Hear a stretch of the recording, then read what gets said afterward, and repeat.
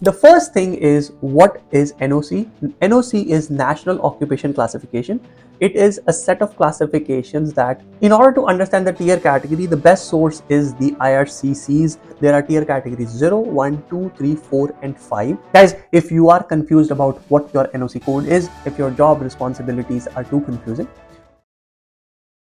the National Occupation Classification, or the NOC code, is a thing that all of you guys have to deal with when considering application for permanent residence or any other visa application in Canada.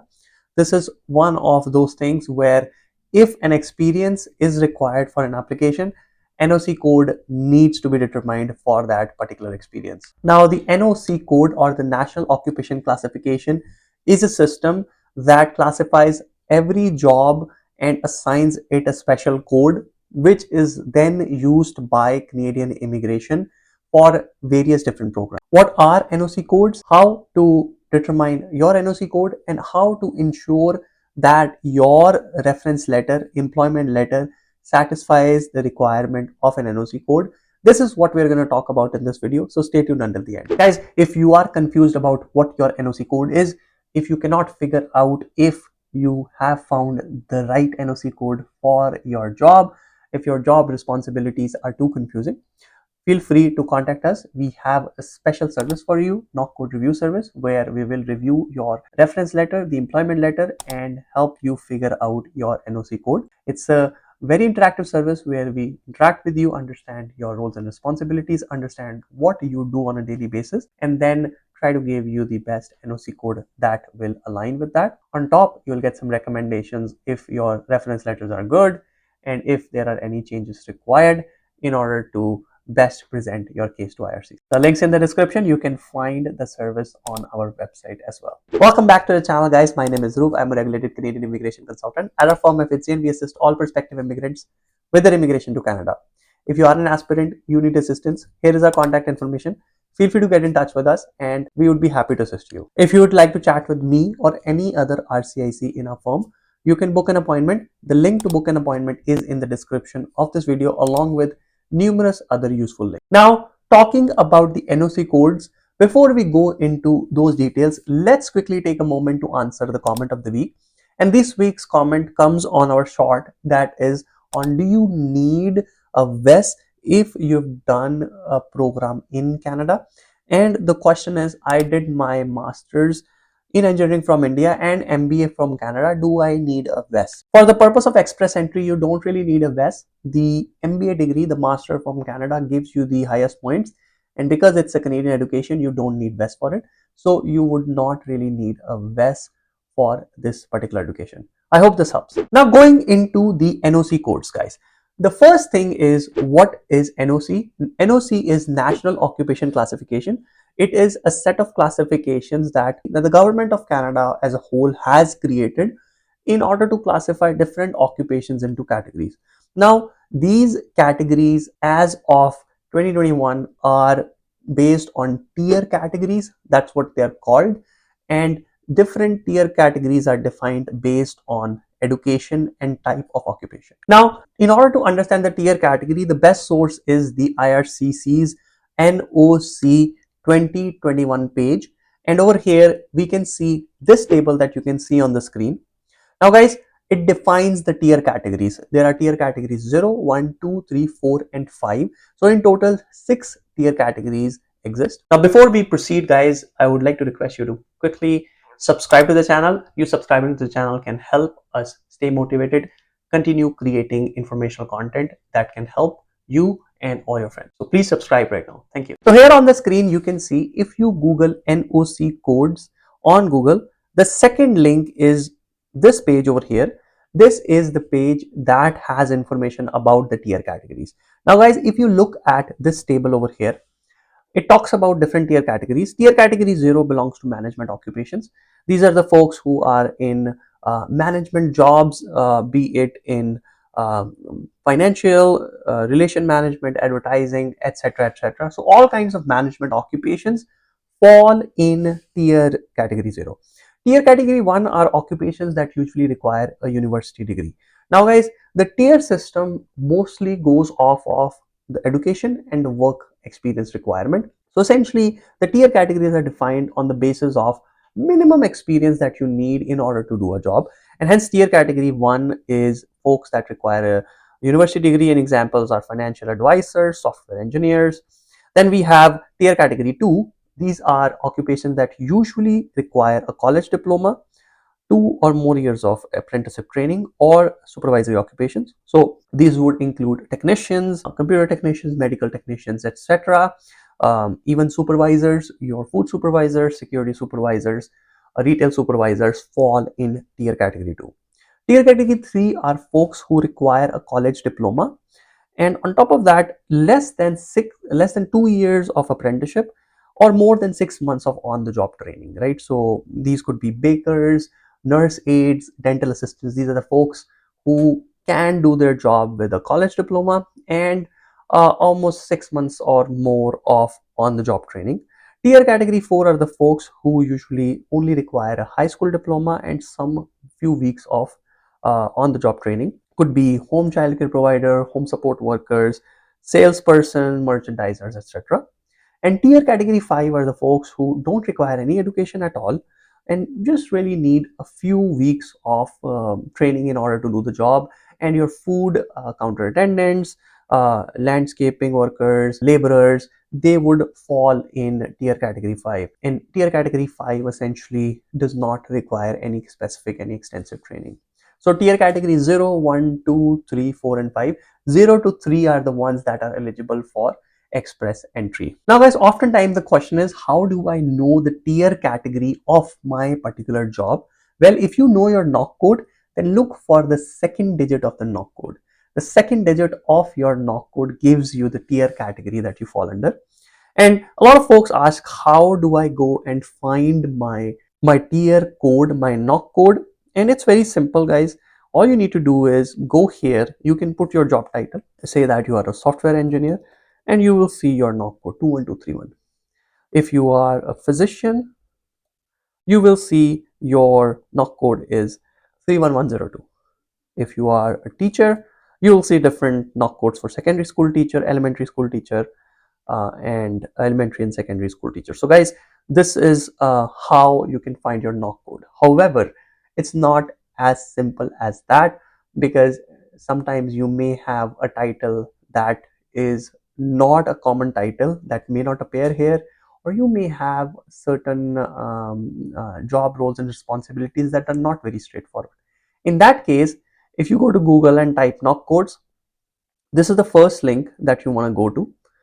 Over here, you will see the NOC website. This is the NOC website by the Government of Canada. And over here, you can see hierarchy and structure. Now guys, here it gives you all the NOC codes as categorized by the broad categories that they belong to. So number 0 over here is the legislative and senior management folks. Then the business and finance, natural and applied sciences, health occupations, occupations education, occupation art, sales and service, trade, natural resources, and manufacturing and utilities. Now they have divided and put all the NOC codes into these 10 total buckets. Now depending on your industry, depending on which industry you belong to, you can get a sense. For example, if you're working in sales related occupation, maybe you are working in a food store, or maybe you're working in retail, this is sales and service occupations that you're doing. So if you go in here, from here, if you are say working in some sort of food establishment and you're working in fast food, you can look at all these occupations. There is middle management occupations in retail sales and service supervisors. Say that you are a food counter attendant. Then there is sales and service support occupations. If you go in here, you will see sales support occupations, sales occupation in food, sales occupation in clinic. And if you are in food sector, of course, you will go here, and over here you will say food support occupations. Support occupations is accommodation, travel, and support occupation is personnel service, right? Now, because you're working in food, you will click on this, and here you will get all the NOC codes. There's food and beverage servers, food counter attendants, meat cutters, etc. Right? So that's how you can narrow down your search in order to find the best match. Now let me give you another example. Let's take an example that you are working as say an engineer, a software engineer, right?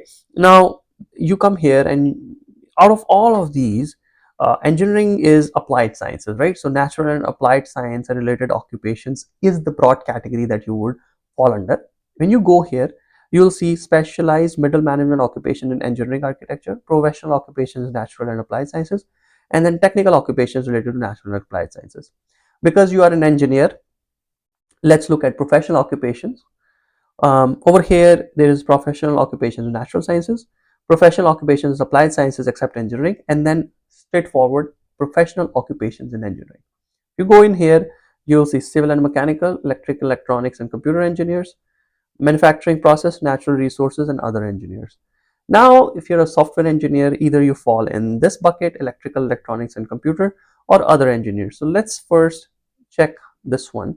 Here you see electrical and electronics engineer and computer engineers except software engineers and designers, which means this is not quite the right place for software engineers. So let's back up a little. If you back up, we can go in here, which says other engineers, and even in here there is aerospace and other professional engineers. So we still don't see software engineers in here, right? Now, where else can we see? If we go in professional occupations in applied sciences except engineering, here we will see those occupations. Now it's kind of a misnomer here because we are a software engineer and it is coming, we are checking under except engineering, but that is our second best place that we can check at. Now over here we see computer software web designers and developers.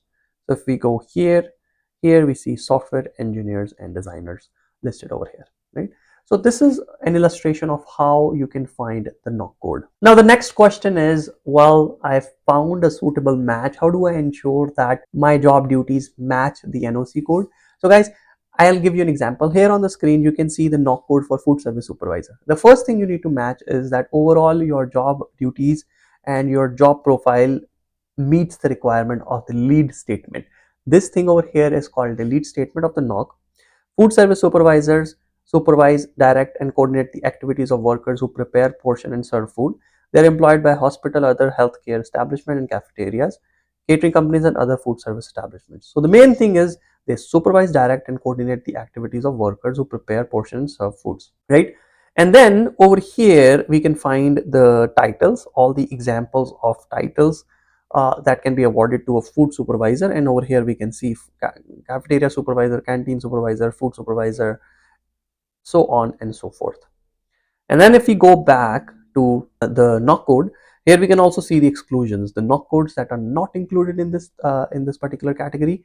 And the most important thing is the main duties. Now guys, the main duties section showcases the duties, and this is what you compare your roles and responsibilities with. So over here it talks about supervising, coordinating, scheduling the activities, estimating and ordering ingredients, etc., etc., etc. Now you want to make sure that your duties have a good match with the duties that are mentioned in the NOC code. It doesn't have to be 100%. Now NOC codes can have all different duties, but it's possible that you're not doing all of them. You may not match 100%, but there should be a considerable match, 70-80%, and you are good to go. Lastly guys, the most important thing you want to see is the employment requirements. You want to make sure that you meet the employment requirements of the NOC code that you're claiming. As an example, if you're claiming NOC code as a physician, make sure you meet the requirements of a physician. You cannot be claiming NOC of a nurse if you do not have a bachelor's or a nursing education, right? So again, based on the NOC code that you're claiming, you want to make sure that the employment requirements are being met in order to ensure that your application goes through without any issues. Want to make your immigration journey easy and smooth? Want to improve your chances of getting permanent residence in Canada? Go today and sign up for our immigration partner app. app.efficient.ca. Go sign up for an account. You can put your basic information and you can get amazing suggestions with regards to how you can improve your scores. You can obtain document templates, you can obtain photo editing tools, and you can obtain general information about Canadian immigration and much more to come with regards to PNP eligibilities, NOC code reviews, etc., etc. So pause right here, go to app.efficient.ca, sign up for the application. That's it for this video, guys. In summary, I wanted to chat about the NOC code. What is NOC? How you go about figuring out your NOC code? What are different types of tier categories? And most importantly, how to ensure that you meet the requirement of an NOC code. You need to meet the lead statement requirement. You want to make sure the duties match, and you want to make sure the employment requirements for that NOC are being met. If you like this video, guys, please hit the like button, subscribe to the channel, hit the bell icon so you are notified about any new video that we upload. Thanks a lot for tuning in, guys, and I'll see you in the next video. Thanks a lot, guys, for watching this video till the end. I would request you to do 3 things kindly.